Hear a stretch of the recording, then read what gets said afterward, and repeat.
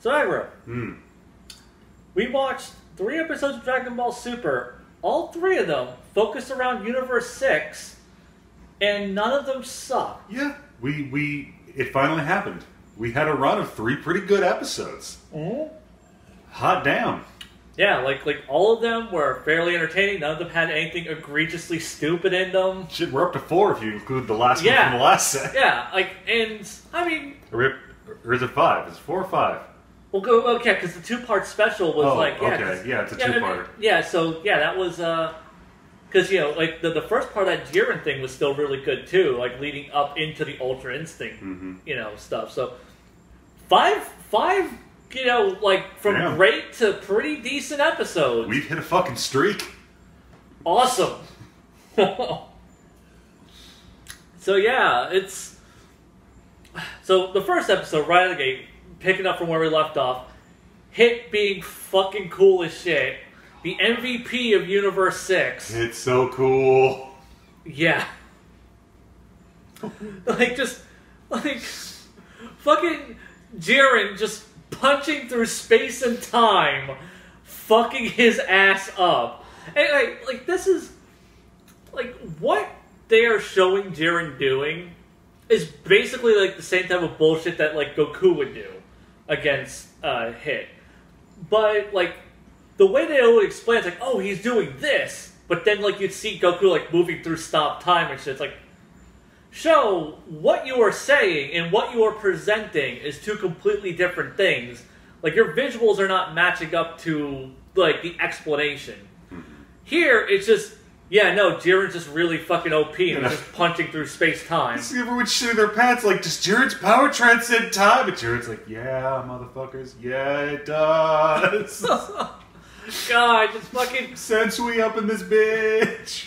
Fucking Hit just keeps trying to Toki Tobachi his way around his ass, just going and going and going and going, just getting hit, and just... He fucking gets knocked way the fuck back there. And he goes and does his fucking invisible assassin punch shit, through a whole bunch of bullshit, and it comes at Jiren, and Jiren just, nope. Just, Jesus Christ! This guy is just noping his way through everything Hit throws at him. Dragon Ball has done a lot over the years to establish the strength of its villains, and how super amazing they are. And at this point, they have just... this is Jiren. Jiren is mightiest. Period. Yeah. There's nowhere to go from that. Yeah, I don't know, where they're going to be going. Because, I mean, there's typically still 4 other universes that have been left unexplored. It's true. So, but yeah, I feel out of this, if Goku just ends up, Ultra Instincting his way through Jiren and winning this... one, that'd be really predictable and kind of a... I think Jiren's going to win this tournament. He has a good possibility. I think Jiren's going to win, and he's going to use the Super Dragon Balls to bring back all of the other universes. For justice. For justice. Pride Troopers FT goddamn W. So yeah, that shit was just awesome from beginning to end. Fucking Jiren, or not Jiren, Hit fucking gets Jiren with that goddamn... locks his ass in, fucking space-time and just, nope, I have you. The most beautiful, you go. I've got this. Hit. Oh, man, it was good shit. It's just him, holding him back, and then... And then not having everyone else on the platform hey guys, I've got him, come fuck him up. Just shove him off. Somebody on this platform will be able to hit him hard enough to knock him off this platform while he's time stopped. Vegeta wouldn't do it out of the sake of Saiyan pride. God. Frieza would do it. But he's not a Saiyan, so he's not going to care enough to... Plus, I mean, after seeing, Jiren do his thing, I mean, Frieza's already made it very clear, I don't want to fuck with that. It would have been his shot. Right? I mean, any of the dumber universes would have done it, and I think they might have been enough. Yeah. Unless Jiren, in the last moment, dug his toes into that righteous mineral dolomite hard enough to root himself in place. called Dolomite. I don't remember what the fuck they called it. I know, it is. Isn't Dolomite some bad motherfucker? That is a fact. But yeah, speaking of Frieza, they fucking picked up also from that whole, like, this reminds me of Planet Namek. And just gives him power. It's like, yeah, that's where that was gonna go. Mm-hmm. I do like this whole thing. It's like, alright, we're even. Debts have been repaid. Fuck off, Kakarot. That was a nice callback. Yeah, that was a good one. That's actually one of the better callbacks, I would say. I love all those shots when Jiren's done with hit. Because he just angry stares his way out of time and space. Right? I love whenever, okay, him just walking towards him very slowly and him being like, oh, god damn it.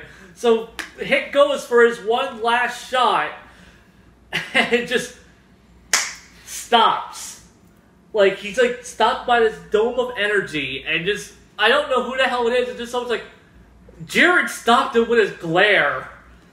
Very specifically, not his ki, not like, you know, the power of his justice, no, his glare. His glare is the power of his justice. And that much justice and badass cannot exist in a single moment in time. Our universe's frame of reference doesn't have room for it. But we're outside of our frame of reference. Jiren is spread out across all moments and points in space. So he's Pinkie Pie? Hey, that's your reference, not mine. That is subtly different. It's nuanced. So, yeah, that happens, and then Hit just... when Jiren fucking knocks his ass the fuck out. Like, thing is, he knocks him, like, across the other side of the fucking arena. And then, fires a blast and just sends him out the rest of the way. But for some reason, unlike Caulifla, he doesn't blast him back in, no. Just keeps his ass going.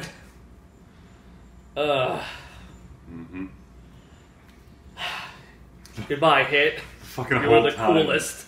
The whole time Goku's like 20 feet away behind a rock, not really knowing what hiding is. Like, oh damn. And Jiren's just fucking looking at him like, nah. Right? Okay, so done. Speaking of Goku being really bad at hiding behind rocks, two fucking Namekians show up out of nowhere. Okay, so I kept hearing people like showing pictures of those two, like screenshots, and going, OMG, evil Namekians! Why they gotta be evil? You fucking racist? Like, that's the thing, like at no point are they depicted to be evil. They're just Namekians. They do kind of have mean face. Well, so is Piccolo. Well, yeah, Piccolo was evil. But Piccolo isn't evil anymore. Isn't he? I mean, he did kidnap that kid. But that's what made him good. He kidnapped a kid, and then the kid made him good.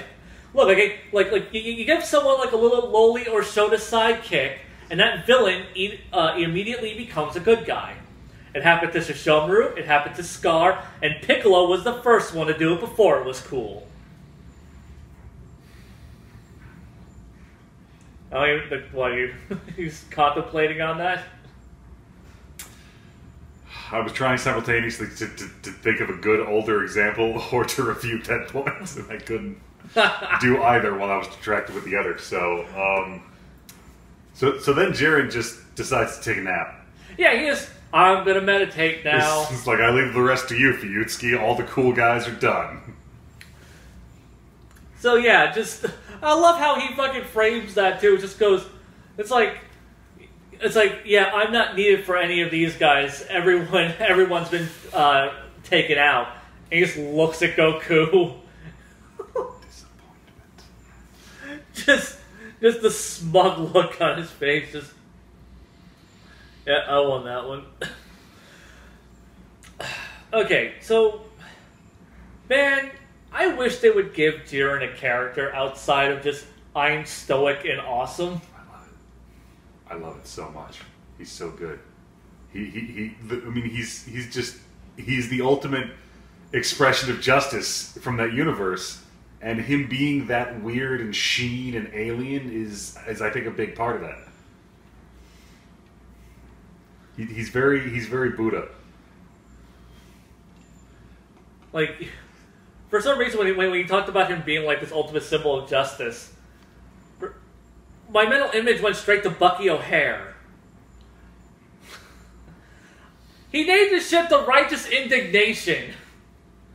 If that doesn't scream as a personification of justice... I'm pretty sure Bucky O'Hare was a terrorist. He was fighting against the terror of the Toads. He was just fighting against the tyranny of the Toads. He was a terrorist. I'm sorry. Freedom fighter. There you go. He was a freedom fighter. If you're an animal person, you're a freedom fighter. Well, if he's such a great freedom fighter, what's up with Planet Mobius? He's in that universe. Man, where the hell is that crossover? I have no evidence that he's not in that universe. I've never seen pornography of Jenny the cat from Bucky O'Hare, so she can't be in the same universe as Sonic the Hedgehog. Please don't prove me wrong! I don't have my phone on me. So yeah, that first episode, pretty awesome. Jiren's just like, I'm gonna take a nap now, and I like how other people try to like fuck with him. They're like, now's our chance to get him. I'm like, robot nigga, were you paying attention? Did you see any of this? Did you see what happened? Did you see what he did? I like how just fucking Toppo's just like, if you can't even get past this aura, you don't stand a snowball's chance in hell. Oh, man. Fucking Dispo's still there being like, I'm still badass. No, Dispo, you're leftover. I still love you, though. I mean, I like Dispo. He's cool. He is. Yeah, that was pretty much that episode. Then the next episode, we get the Cabba episode, which, Cabba's not cool. No. Cabba's really lame. But, you know, Cabba's trying. Yes, and that's what I was going to say, like, Cabba is lame as fuck, but, like, he's kind of lame in the same way that, like, Kuririn's kind of lame, where he's got that passion. Lame. He doesn't do lame. Yeah. It's just like, you know, he sucks, he's not, like, on the same tier as everyone else, but goddamn it, he's giving it the old college try, man. Like, he's putting in his effort. He's you know, he punched in for work, and he's doing his fucking hours. And, like... Yeah, like, he's going up against Fat Bitch, what was her name? Monna, I think? I don't give a shit. Yeah, whatever. He's going up against Pigtail Fat Bitch. Fucking roll out. Yeah, okay, so he's going against Don Fan with tits and pigtails. I've seen that picture. Ugh. Yeah. Trying to, like, think of, like, a good name for her. Don Fan long stockings. The real question is how many tits were on that Don Fan? I don't even want to think. Would they be like made of rocks, like segmented rocks? How do you milk that? Can't get blood from a stone. So yeah, that's happening. You have Cabba versus Rollout. Cabba immediately, like, he's like a 12-year-old watching TV. He saw Hit do something cool. Now he wants to do the exact same thing. No, unlikable, horrible female Saiyan characters. You go. I've got this. Yep. And just like Hit, he gets his ass kicked. Yep. Thing is, though, like Cabba got his ass kicked by, like, a really shitty character. A character with a shitty fucking design, a shitty fucking power. Like, There's at least 20 people in this tournament where you're like, are you the best your universe had? Right. Really? Also, I feel like we missed the opportunity earlier. No. Fuck Don Fair, no. She's Whitney's Mill Tank. Mm-hmm. There we go. That is what she is. She's a bitch to fucking defeat, and she uses rollout constantly. So yeah, the Cabba versus Mill Tank, and he gets his ass whipped. Mm-hmm. Like fucking icing whipped. And gets knocked the fuck out of the ring. Because like you see, like he thinks he had like the smart strategy where he dodges at the last second, and that bitch redirects and takes Kevin Bacon, he's not. Oh. Oh man, we should watch Tremors after. You own Tremors, right? Yeah. Shit, yeah, dude. Let's watch Tremors after this.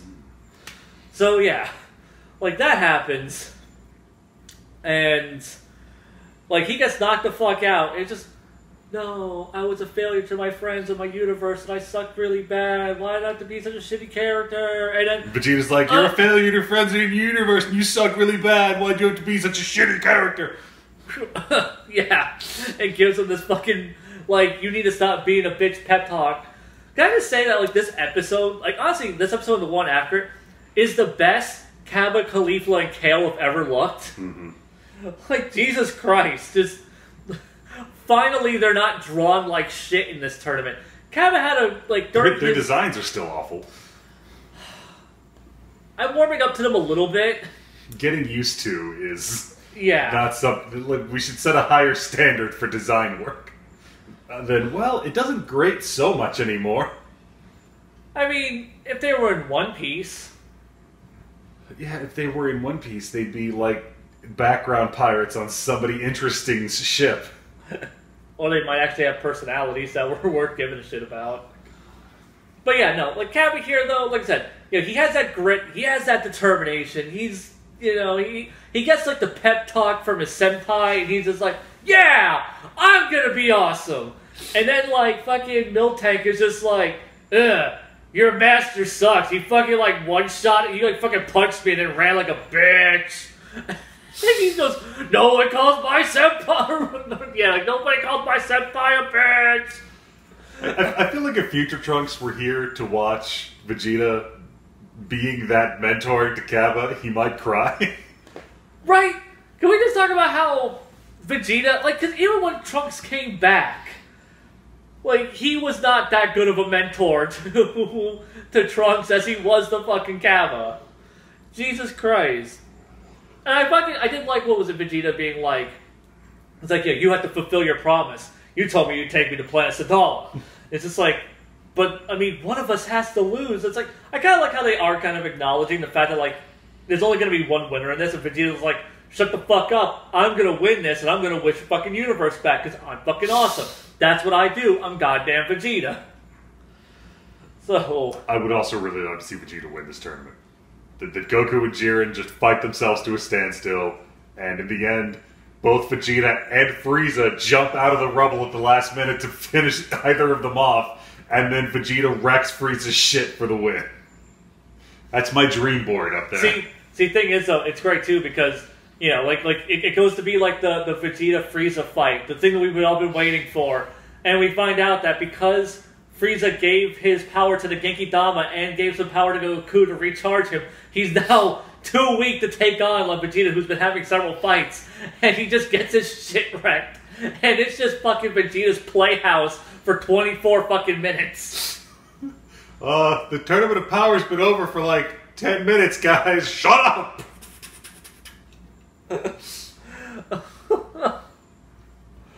Oh, yeah. Also, we also got Vegeta and Ribrianne, like their fight kind of came to an abrupt end. Mm-hmm. Yellow Fighter Girl steps in, like, you know, kicks Vegeta away and, like, gets Ribrianne out of the way. And I love just this declaration of, like, no, like, your power of love and blah, blah, blah, we need to do this. I love those girls. I know, right? Fuck everyone who hates them. Do you hate them? Fuck you! Because they're good characters. They're great. They're, like, some of the best things that happen in this goddamn arc. Oh, my God. So, before the world gets turned upside down, there's one more moment where Vegeta is like, haha, I just saw Kakarot reach heights of unimaginable power and get his shit stomped. I think I'm going to take a swing at that. And goes to fight Jiren. Oh, yeah. Oh my God, yeah, because then that leads to, like, the best fucking line in the history of Dragon Ball, which I'm going to misquote because I forgot exactly how they phrased it. It's, you know, Vegeta's going to Jiren. Yeah. And Toppo basically tells him to fuck off. Like, oh, you're going to have to fight me. And Vegeta's like, I'm not interested in the second fiddle. Toppo's mustache looks right at him and says, aren't you a second fiddle? Oh, yeah. That is just the sickest burn in all of Dragon Ball. Just, well, aren't you the second fiddle? Triggered. Immediately triggered. Oh. And then we immediately cut away from that because we can't watch Vegeta have an awesome fight. My God. We get to watch Goku fight every Tom, Dick, and shitbag on this goddamn platform. Yeah, because he gets stuck fighting the goddamn robot assholes. And then fucking Caulifla shows up, takes out those three, and she's like, Son Goku, I'm gonna fight you also. And then Goku and Caulifla have a pretty cool fight. Yeah. Like, Caulifla and Goku actually have, like... Caulifla and Kale were on screen for large sections of this episode, and it was... fine? Yeah. It was weird. Like, I actually enjoyed an episode that focused on Caulifla and Kale, which is... This is the first time that's happened this entire... Like, because I pretty much disliked Caulifla from... Not the moment she showed up, because her opening scene was just her, like, tearing into, like, a big chunk of meat and just glaring at the camera. And I'm like, alright. And then the next episode's like, oh god, she's such an obnoxious bitch, I can't stand her. But here, I'm like, we actually get to see, like, her feeling like an actual shonen character. Like now she, because people keep calling her the Goku of Universe 6. And I'm like, no, the fuck she isn't. She I would call her a Goku because in my mind, Goku is a broad term for generic shonen hero. Yeah. She just has some Goku characteristics. I don't know, she feels more like a Naruto. Naruto's a Goku. Yeah, but he's more on the obnoxious end. It's a broad scale. Yeah, it's a sliding scale. So like you know, like with the Gokus, you have like the Luffy's. It's a broad characterization for characters drawn broadly. Was that like a joke on them being broads? Thought that was where you were going. You know, I had this great linguistic joke about narrative structure, and you just had to do that to it. Yeah. You had to ruin it. Hmm? Like adding Universe 6 into a Dragon Ball show. Hmm? Hey, I mean, you know, you didn't hurt on the inside during these 3 episodes. So, I'm just kind of here to twist the knife for you. So you get that full Dragon Ball Super experience. So yeah, no, these fights were pretty rad. Yeah, Goku and Caulifla have the Goku and Oob fight from the end of Z. Yeah, like, it's pretty fucking great, like, her having that whole thing of, like, look, my universe is pretty fucked right now. I need more power. Yeah, I need to be a Super Saiyan 3, and you need to teach me this shit. And Goku's like, alright, let's do this shit. I have nothing better to do.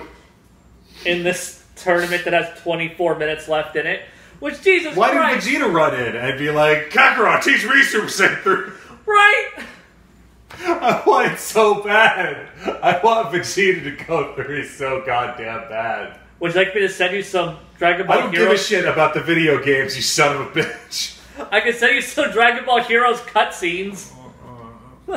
They're animated by Toei. You can just pretend that they're part of Super. Yeah, so is this, and it's barely Dragon Ball. I don't know. Like I said, these last 3 episodes felt pretty damn Dragon Ball. Yeah, we've had some good animation in these episodes. Yeah. Honestly, like, the worst looking episode of these 3 was probably definitely the Hit and Jiren episode.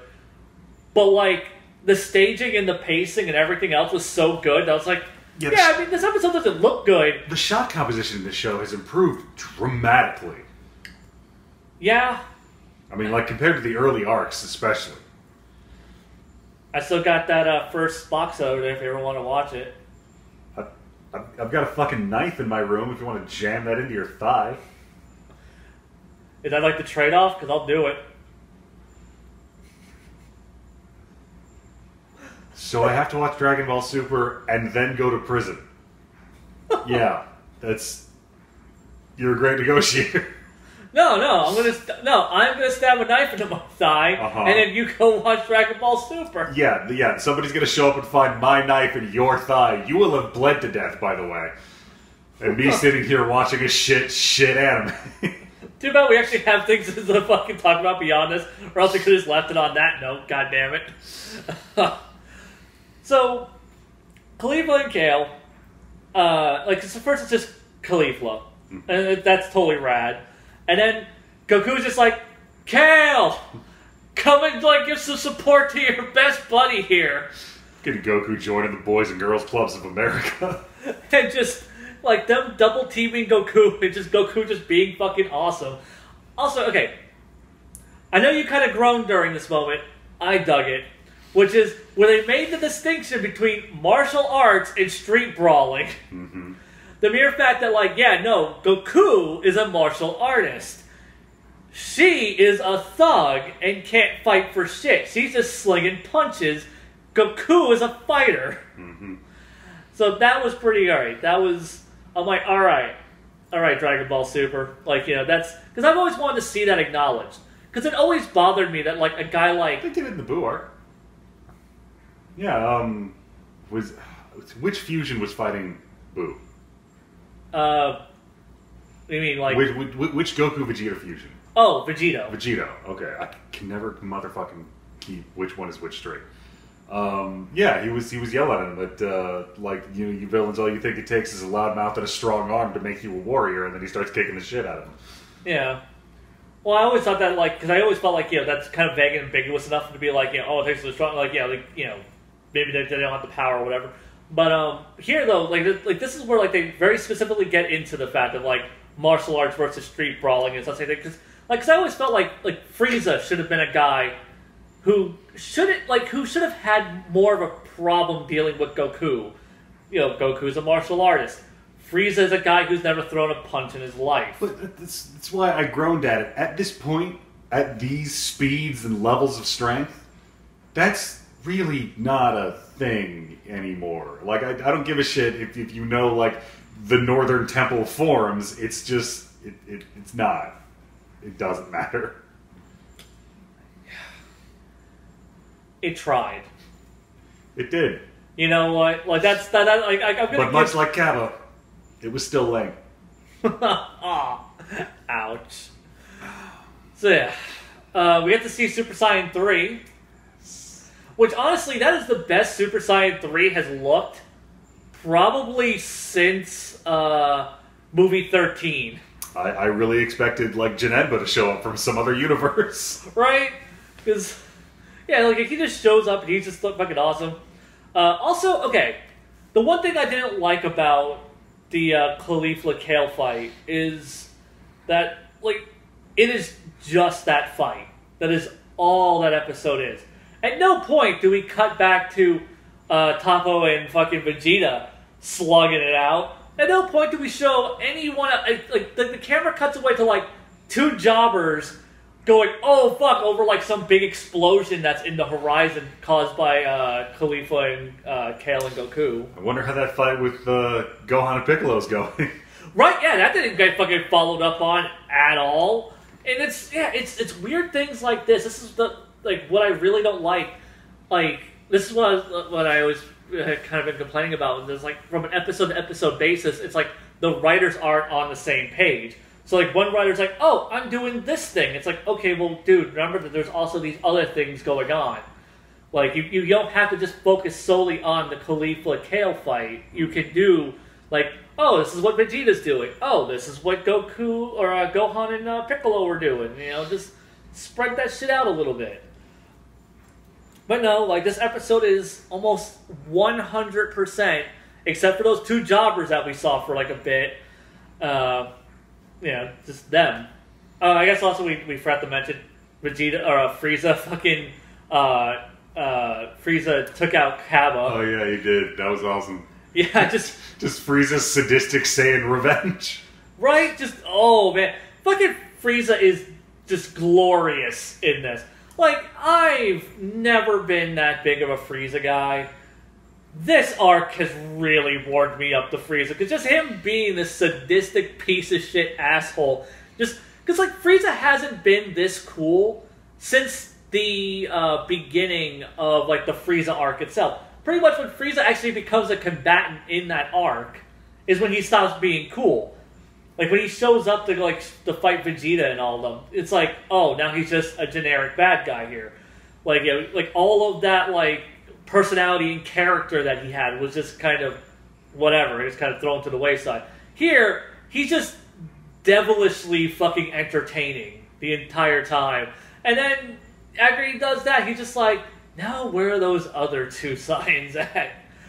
And that doesn't get followed up on at all. It goes away. Yeah, once again, like, yeah, you think Frieza would have stepped in at some point. You know, he said that he was going to go after them, and they're not hard to find.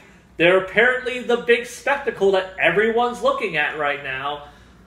So yeah, that is like my biggest complaint about this, that it's just, for an episode that is Caulifla and Kale focused, it was just too focused on them, because every other episode usually breaks it up a little bit. But the mere fact that it was 100% Caulifla and Kale, and I didn't want to punch myself, yeah, no, it was pretty good. One thing we've been seeing a lot more of in this arc, and I realize we've been seeing, like, it's been coming up more because it's not something DBZ does much, is cool little bits of teamwork. Oh my god, yeah! Where fucking what was it, like, Kale knocks Goku into, like, Caulifla's crash thing, and yeah. Gohan and Piccolo have a great, like, 1-2 movement. It's just, yeah. We've been seeing a lot of little teamwork combo moves going on in this arc. Yeah, we don't. And it's not something DBZ does a lot, because it usually boils down immediately into either tournaments of one-on-one fights or everyone else is dead, let's one-on-one fight. Yeah, like, the last time we've really seen fights like this, well, I mean, typically we saw fights like this in the Goku Black stuff. Mm-hmm. Because, you know, they kept teaming up and swapping out who was fighting who. But those fights were kind of written like shit, for the most part. Like except for that one part. Well, that was animated really well. Yeah, I mean, there's some, like, really slick, cool parts in that arc, but, like, the fights, like, just the pacing of them, and, like, like, you know, like, which character was stronger than who, and just, it was really, it was just sloppily inconsistent. You know, people want to complain about the power scale here, and yes, it makes no fucking sense for a lot of these characters to be as strong as they are. But at least I've had a firm concept of how strong these characters are. Like, I don't think Caulifla and Kale and Cabba and all these other characters, or even these fucking Namekians, are Piccolo tier, and it's like, where the fuck did they come from? Which is exactly what Piccolo asked. Like, what the fuck? Right? It's like, what? Why are the Universe 7 Namekians such fucking dog shit compared to these guys? They're the last two. They ate the rest of them. They must have. I imagine just like they were a flourishing race in Universe 6, and then those two just fucking Jet Li's the rest of them. I mean, one of them kind of looked like Lord Slug. Yeah, one of them looks like Lord Slug, the other one looks like Nail. So that would mean he looks like Piccolo. He's like Forest Green Piccolo and Forest Green Lord Slug. Huh. So yeah, that's... Yeah,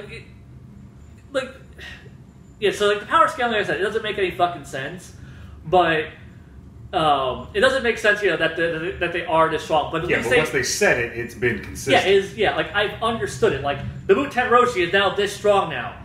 Why? But after the first few fights, you understand where everybody is. Yeah. Which brings in the tactical aspect that they're not using in the writing at all. Yeah. So yeah, I mean, all things considered, this could be a hell of a lot worse. Yeah, like the other episodes in the arc. Right?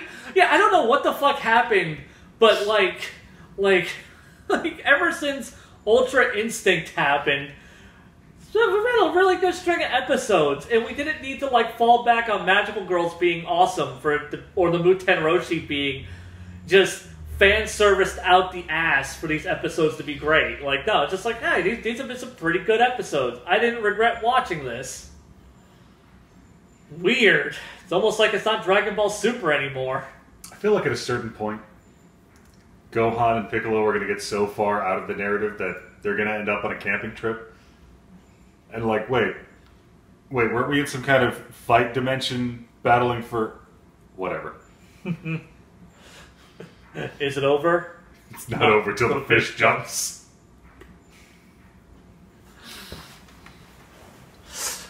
Super 13 is kind of like Broly. Well, I mean, I was gonna make a Broly joke, but Kale is a Broly joke. But I'm pissed.